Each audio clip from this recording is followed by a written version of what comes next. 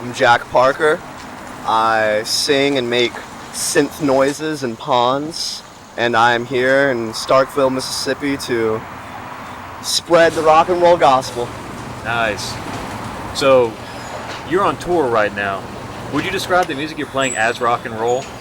In a sense, it's funny. I saw this like an Instagram reel recently making fun of like bands about how every single band, regardless of what genre of music they're making, they're like, at the end of the day, our music is really just like rock and roll. How that like everybody kind of says that, but genuinely, like where I'm coming from is definitely Stooges, Bowie, Talking Heads. Like I do kind of see what I'm doing in the sort of vein of that glam, no wave kind of set, like late 70s, early 80s New York kind of thing. So yeah, I would say in spirit it's very rock and roll, you know.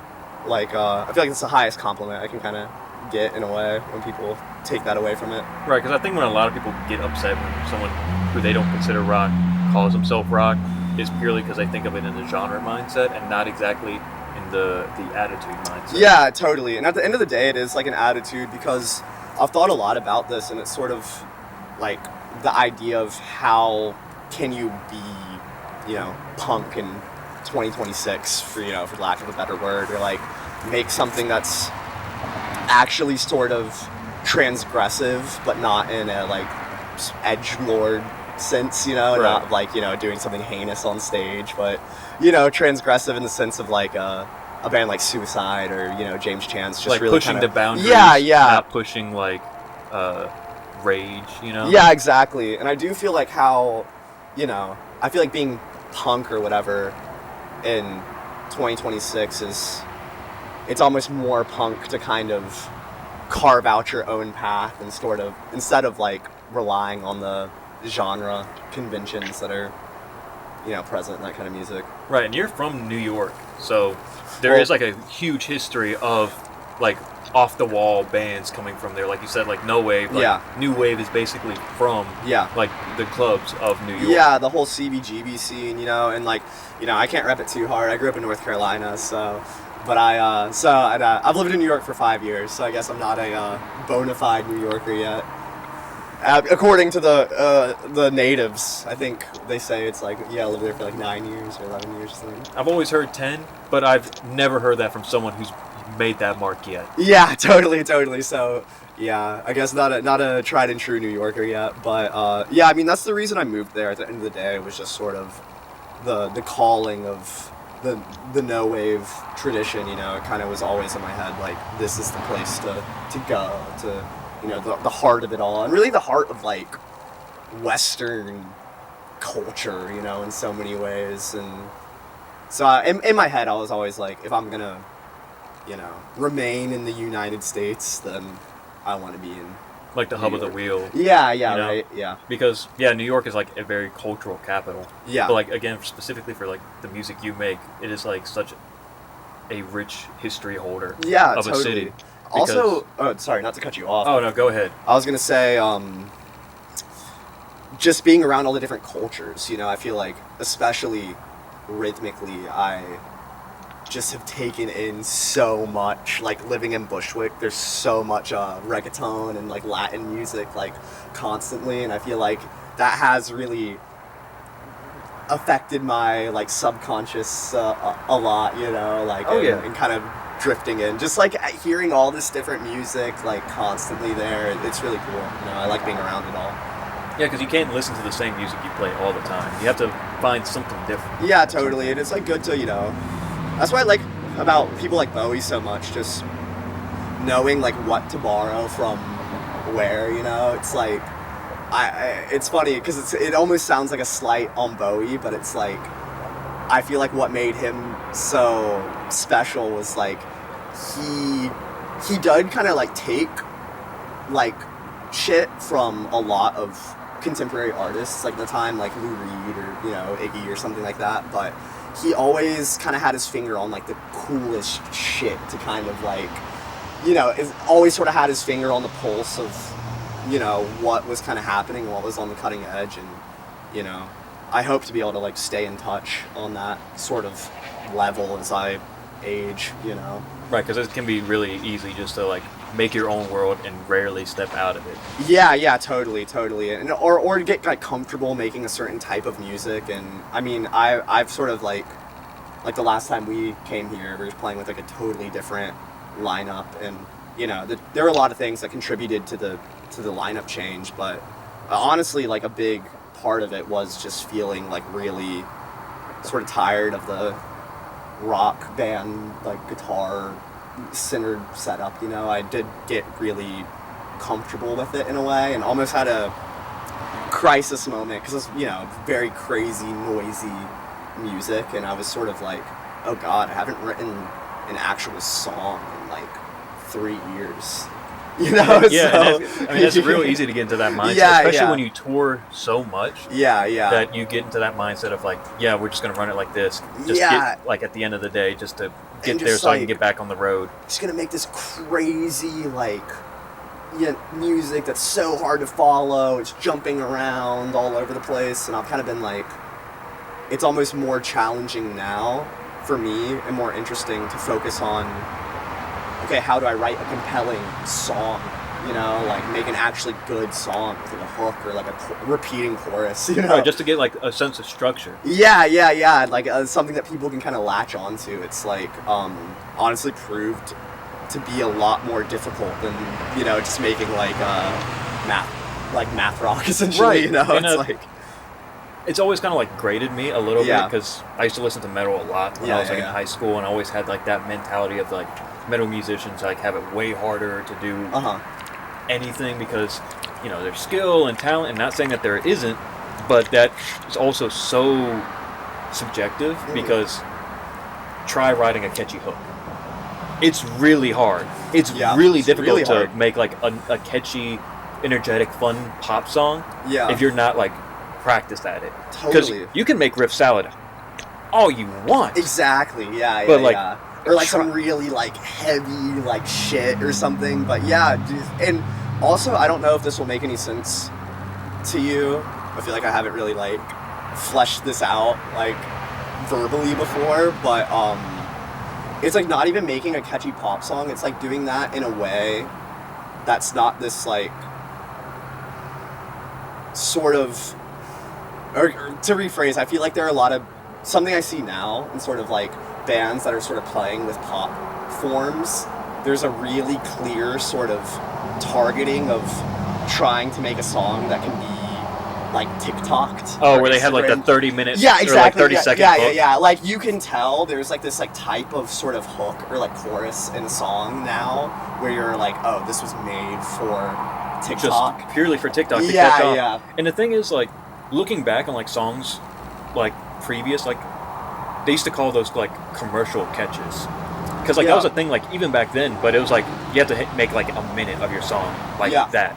And it's it is interesting. It's like I haven't read it in a while, but a few years ago I read David Byrne's book, and a lot of it gets into how over time technology, like whatever technology or sort of like cultural trends are happening at any given moment, like affect the actual form of the music being made. And he goes all the way back to sort of like the fundamental difference between like European and African music, about how like, you know, European classical music was being played in these like massive cathedrals that had a certain type of resonance that kind of like lent itself to like orchestral instrumentation and like organs and stuff like that. All this African music was being played out in like outdoors, you know, and communally, and needed to be a lot louder and stuff like that. So it's like makes sense that more percussive like rhythmic instrumentation would be the more like the focal point of that. And so it starts there and kind of just like works up to the modern moment. But it is interesting, I feel like, in real time over the past few years, and it's like I don't even know if it's necessarily a negative thing, it's just like a change, but it is funny. I feel like we have seen it, you know, this sort of Instagram, TikTok music culture like affect the songs that are being made in real time. It is interesting to see. Yeah, and not to talk bad about the bands, but coming in from like a very like stringent DIY mindset that I have personally, it's always really interesting to see that, because then you can see like, okay, they deliberately tried this, but was their mentality so it catches off on TikTok, or is it because they found music through TikTok? Because you see it with a lot of like younger bands, like very specifically like kids in like high school or like very early college who found their music through TikTok, like through the algorithm. They have started making music very much similar to that. So they're not thinking of it like, oh, the 30-second hit is what's going to catch off and we're going to make a huge living doing this. You're like, oh, that's just what I like. Yeah, that's just like, that's just how songs are to me. Yeah, and I think it's like really specific, like you brought David Burns. Yeah. Because like you get Talking Heads and they're like very well known for the tension and release of like their choruses. Yeah. Like the verses and the bridges are always like so different from like what the chorus usually ends up being, because people can like have that chorus stuck in their head. Yeah. And you can kind of see like flavors of like what people are talking about, like I need a really catchy 30-second bit here, and then you get like something like Talking Heads, like, you know, the classic music video of When Days Go By. Yeah. That little bit, and you kind of say like that thought has always been a process. It's just now an algorithm is really capitalizing on that moment. Yeah. I mean, even I feel like you can kind of make a stretch to the whole like quiet, soft, like the soft, loud, like format of the 90s of like, I feel like it's like the Pixies kind of thing. Oh yeah. And that sort of just became like the 90s thing of like, oh, we'll have the verse that's like, you know, like really quiet, and then we're gonna have this like super loud chorus, and we're gonna go back to this like super quiet verse. So it's like obviously, you know, it's been a thing every time, but that is a cool point about like younger bands and not even being like a conscious thing, it just kind of being like that's the way that they consume music. So. Oh yeah, if you think about like hardcore and metalcore and all that stuff, you can tell like where the breakdown slowly went from like a feature in the song to like the song. Yeah. So totally. it's like it's that's like a perfect like example of like, here's the thing that brought me into the music. Yeah. So here's how I want to focus my song around that bit from now on, and just like that progression, and you're starting to see that like outside of the genre into like music as a whole. Yeah, totally. And honestly, I have no problem with bands that like, you know, if you want to just like make a bag, you know, on your music, it's like, I mean, we all want to, yeah, you know, go for it. Everyone, you know what I mean? Yeah. Everyone would say like, no, we want to like, if we could do the thing we enjoyed and make money off of it and make a living. Yeah. We would do it. Totally. Right? Totally. Yeah, it is interesting, but I mean, I definitely feel like for me, that's even less of like, I don't really have necessarily any beef with that. I just think it's kind of interesting. My like real gripe in terms of like performance or band trends or whatever now is like really based around, I feel like there's, especially in New York, I don't know how it is here, there's a very prevalent kind of thing of this sort of like detached cool guy aesthetic and this very kind of like apathetic performance, which I feel like is sort of, especially in New York, it's all in like that Strokes kind of tradition. But, you know, speaking of a band like Talking Heads, I feel like I've always been so disinterested in that like cool guy type of performance, and seeing something like Stop Making Sense and just like how viscerally like expressive and like captivating that kind of performance is, and just the arc of the show and stuff like that, how there's like like every step is so thought out. You know, I just feel like you don't really see bands ham it up in that way now as much, and I'm like a sucker for this super theatrical, because like no one wants to be, you know, cringe anymore. Everyone wants to be cool and perceived as embrace cool. the cringe. Yeah. It's like, you know, I don't even think like people need to embrace the cringe. I think people just need to not be afraid to be authentic. Yeah, like if you want to have like a fun little bit in your show, do it. You know. Yeah. Don't like fake this cool guy persona just because you want just to have like the videos and the pictures to look cool. Yeah, it can come across as like very, I mean, especially when you're making something kind of experimental or something, for lack of a better word. Like, there are a lot of elements of the Pons set that are like weird, you know, and I've always kind of felt like if it was something I took really self-seriously, that it would come across as like this very pretentious, kind of insufferable thing. And I do think that there is maybe a little bit of baggage being like a band labeled from New York. I don't know if it's an actually thing, but I've always felt that it's almost like people are waiting for you to be like kind of a dick. Because they're like, oh, this fucking band from New York making their weird experiment. You know, so I kind of try to go out of my way to, like, break the ice. Like, be like, you know, I obviously take the band super seriously, but, like, you know, in terms of performance, just be kind of like, you know, we can have fun here. You know, I'm, you know, going super hard during the sets, and I almost feel like, in a way, it gives a permission slip to everybody else to sort of, like, take a breath, like, drop the posturing, you know, and then, like, you know, just have a good time, you know.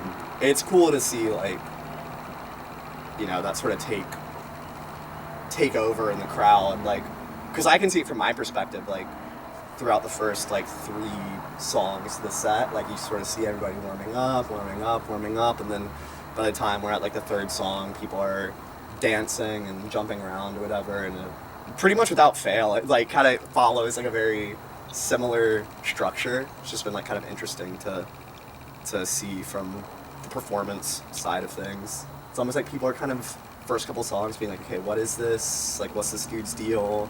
Is this a joke? Is this not a joke? Is this, like, a bit? Is this how this person actually is? You know, it's like, and then I feel like once people realize, like, the sort of bit of the persona that I'm playing, they're like, okay, like, I get this, you know? Right. And I would say it's like, I do want to ask like this question. Yeah. Like, do you see this more like people getting into it in like these smaller towns or like these bigger cities? Because like on this tour, you're kind of hitting, you know, bigger cities and smaller towns. I mean, like I'm pretty sure we're the smallest town on the run, but probably, yeah.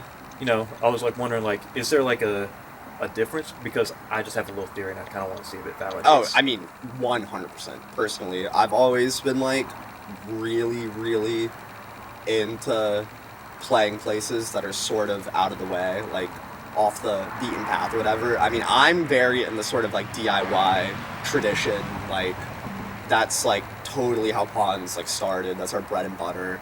And so I've always been trying to hit like the secondary sort of tertiary markets or whatever, because I mean, still we've been playing in New York for 5 years, and like we'll get people out to our shows and stuff, but like 8 times out of 10 we get nothing. Like in New York, nothing. We get nothing in Los Angeles, and people will like the set, you know. But it is almost like I have a theory that in New York, or maybe just in any like super major city, like in America, it's kind of like actively like really enjoying something is sort of in. Expressing that is considered like not cool or again, something. Like the creep. Yeah, totally. You're dancing at a show. Yeah, you don't want to admit that you like something. Yeah, so it is kind of like totally 100% people in smaller cities like are so much more appreciative of the music, and I feel like for me as a performer, it's so much more rewarding for people to be like, oh, like thank you for coming out, you know, like. You know, we don't get touring bands out here too much. Like, for me, that's, like, truly what,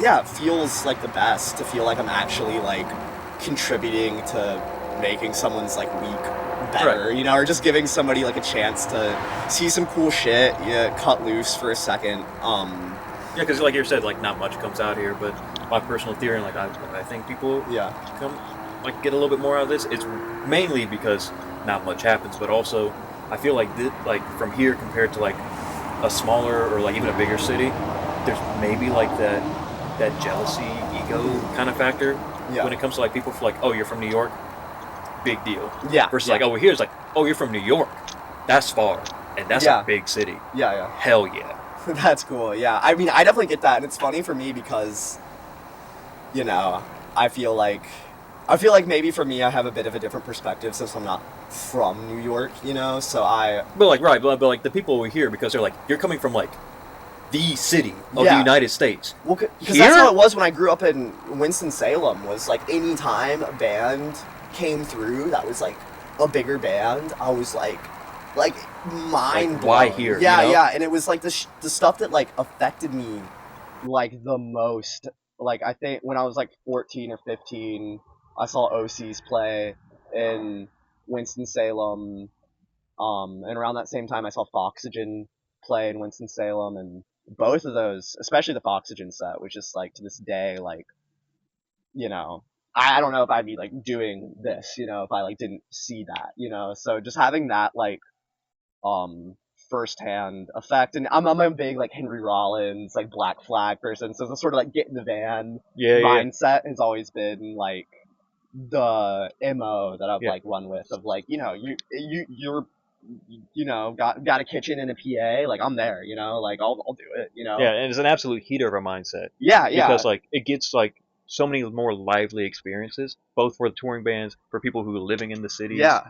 Just to be like, I saw this at this time there. Yeah, yeah, yeah. And I mean, the reason I like came out again, or like, you know, hit you up to try to set this up was like that was because last time we came through it was so fun, you know, in Starkville specifically. Like I remember being not really having any expectations like for the show, since we've never been here before, and just being like genuinely like floored at how fun it was, you know, the last time we played here. So I was like, for the past 2 years I've been trying so specifically to come to back to Starkville, and the routing has never worked. But yeah, I'm really stoked that we finally got another like Starkville play in, specifically because I mean, I was talking to someone here earlier. I feel like specifically in Mississippi, Starkville has been like, just between these 2 times we've played here, just so much like consistently so much better than the other places we played. Like we've played fun shows in Jackson, but it's been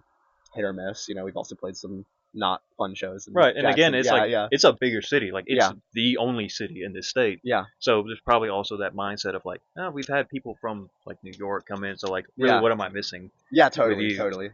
Versus like people here is like, whoa. Yeah. There's a show happening in like this warehouse with some dude from New York.